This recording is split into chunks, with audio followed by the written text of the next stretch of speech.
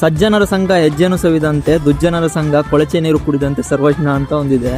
ಅದೇನು ಕೇಳ್ತಾ ಇದ್ದೀನಿ ಅಂದರೆ, ಇದೊಂದು ವಿಡಿಯೋ ನೋಡಿ. ನಾನು ಸ್ಟಾರ್ಟಿಂಗ್ ದುಬೈ ಬಂದಾಗ ಒಂದು ಮಸೀದಿ ಒಳಗಡೆ 2 ದಿರಮ್ ಕೊಟ್ಬಿಟ್ಟು ಅದು ಹಲ್ ತಿಕ್ಕೋದೊಂದು ಇದಿದೆ, ಮಿಸ್ವಾಕ್ ಅಂತ, ಅದನ್ನು ಯೂಸ್ ಮಾಡಬೇಕು.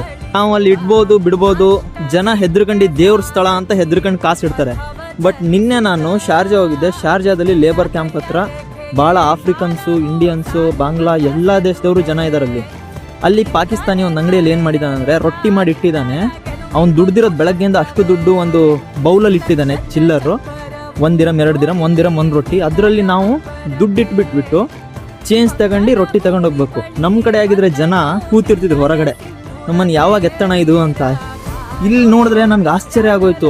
ಎಲ್ಲರೂ ಬಡವರು ಇರ್ತಾರೆ, ಬಟ್ ಒಬ್ಬನು 1 ಪೈಸೆ ಎತ್ತಲ್ಲ ಅಲ್ಲಿಂದ. ಇಲ್ಲಷ್ಟು ರೂಲ್ಸ್ ಸ್ಟ್ರಿಕ್ಟ್ ಇದೆ ಅಲ್ವಾ, ಅದಕ್ಕೆ ಜನನೂ ಐತಲ್ಲ ಸಜ್ಜನರಾಗ್ತಿದ್ದಾರೆ. ಅದಕ್ಕೆ ಈ ದೇಶ ಉದ್ಧಾರ ಆಗಿರೋದು ಅನ್ಸುತ್ತೆ ನನಗೆ.